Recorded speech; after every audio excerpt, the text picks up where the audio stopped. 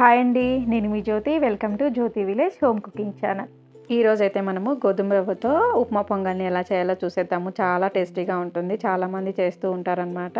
కానీ మంచిగా టేస్టీగా బాగా రావాలంటే ఎలా చేయాలో ఇప్పుడు చూసేద్దాము. ఇక్కడైతే నేను 2 టేబుల్ స్పూన్ల ఆయిల్ అయితే తీసుకున్నాను అనమాట. తర్వాత దినుసులు ఉంటాయి కదా, ఆవాలు, జీలకర్ర, శనగపప్పు, జీడిపప్పు అలా అయితే తీసుకున్నాను. జీడిపప్పు మీ ఇష్టం అండి, ఇష్టమైతే తీసుకోండి, లేదంటే లేదు. ఒక ఆనియన్ ఇలా కట్ చేసుకొని అయితే తీసేసుకోవాలన్నమాట. ఒక 2 పచ్చిమిర్చిని అయితే ఇలా తీసేసుకోవాలన్నమాట. 2 రెమ్మల కరివేపాకు కూడా తీసేసుకోవాలి. ఇలా 2 కరివేపాకు తీసుకోవడం వల్ల మంచి టేస్ట్ అనేది వస్తుందన్నమాట. ఇలా అన్నీ వేగిన తర్వాత ఒక టొమాటో అయితే వేస్తున్నాను. ఇలా చిన్న చిన్న ముక్కలుగా కట్ చేసుకొని అయితే వేసుకోవాలి. వెజిటేబుల్స్ అయితే క్యారెట్, బీన్స్ కూడా యాడ్ చేశాను.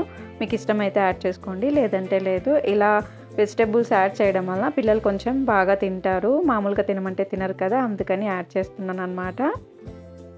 ఇలా బాగా వేగేంత వరకు అయితే వేయించుకోవాలి. ఒక 4 నిమిషాలు అలా అయితే వేయించేసుకుందాము. బాగా టొమాటో కూడా మగ్గుతుంది. ఇప్పుడైతే కొద్దిగా పసుపు, 1 స్పూన్ సాల్ట్ అయితే యాడ్ చేసుకుందాము.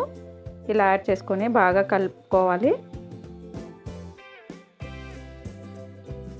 చూడండి, బాగా వేగిన తర్వాత ఇప్పుడైతే నీళ్ళు అయితే వేస్తున్నాను అనమాట. నేను గోధుమ రవ్వ అయితే 1 గ్లాస్ అయితే వేస్తున్నాను కాబట్టి నేను 3 గ్లాసుల వాటర్ అయితే వేస్తున్నాను అనమాట. ఇలా 3 గ్లాసుల వాటర్ వేసేసుకునేసి బాగా కలుపుకుందాము. ఇలా బాగా కలుపుకొనేసి మీడియం ఫ్లేమ్లో అయితే పెట్టేసుకుందాము. మంట బాగా ఎసరు బాగా కాగేంత వరకు అయితే పెట్టుకోవాలి. చూడండి, బాగా కాగిపోయింది కదా. ఇప్పుడైతే గోధుమ రవ్వను అయితే వేసేసుకుందాము. ఏ గ్లాస్తో అయితే వాటర్ వేసామో ఆ గ్లాస్తోనే గోధుమ రవ్వను కూడా యాడ్ చేసుకోవాలన్నమాట. చూడండి, అక్కడ క్లిప్ అయితే మిస్ అయిపోయిందనమాట. గోధుమ రవ్వ 1 గ్లాస్ అయితే వేసేసాను. 1 గ్లాస్కి 3 గ్లాసుల వాటర్ అయితే తీసేసుకోవాలి. ఇప్పుడైతే రవ్వ వేసిన తర్వాత మనము హై ఫ్లేమ్లో పెట్టకుండా లో ఫ్లేమ్లో కానీ మీడియం ఫ్లేమ్లో పెట్టుకోవాలన్నమాట. చూడండి, బాగా ఉడుకుతుంది. ఇలా ఉడుకుతున్నప్పుడు మధ్య మధ్యలో కలపాలన్నమాట, ఎందుకంటే అడుగంటుతుంది కదా. చాలామందికి ఉప్మా అయితే వస్తుంది, కానీ ఇలా చేయడం వల్ల మంచి టేస్ట్ అనేది వస్తుంది. తప్పకుండా అయితే మీరు కూడా ఇలా ట్రై చేయండి, చాలా టేస్టీగా అయితే వస్తుంది. ఇక్కడైతే ఈ ఉప్మాలోకి చట్నీ కానీ, పప్పుల చట్నీ కానీ, లేదంటే పికిల్తో తిన్నా కూడా చాలా టేస్టీగా ఉంటుందన్నమాట. కొద్దిగా కొత్తిమీర కూడా యాడ్ చేసేసుకుందాము. ఇలా యాడ్ చేసుకునేసి బాగా కలుపుకుందాము.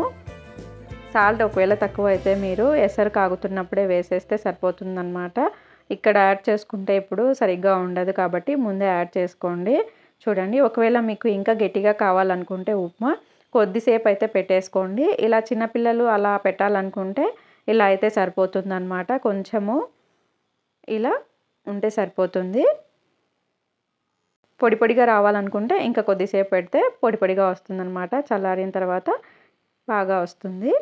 ఇలా ఉప్మాలకి పప్పల పొడి ఉంటుంది కదా, పప్పల పొడితో తిన్నా చాలా బాగుంటుందన్నమాట. చాలా టేస్టీగా ఉంటుంది.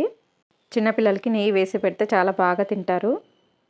మరి ఆలస్యం చేయకుండా మీరు కూడా అయితే ట్రై చేయండి. ఎలా వచ్చిందో కామెంట్లో అయితే చెప్పేయండి. మరి ఈ వీడియో కనుక నచ్చినట్లయితే మీకు ఒక లైక్ చేయండి. మరిన్ని వీడియోస్ కోసం అయితే మన ఛానల్ని అయితే సబ్స్క్రైబ్ అయితే చేసేసుకోండి. మీ ఫ్రెండ్స్ అండ్ ఫ్యామిలీకి అయితే షేర్ చేయండి. Thanks for watching.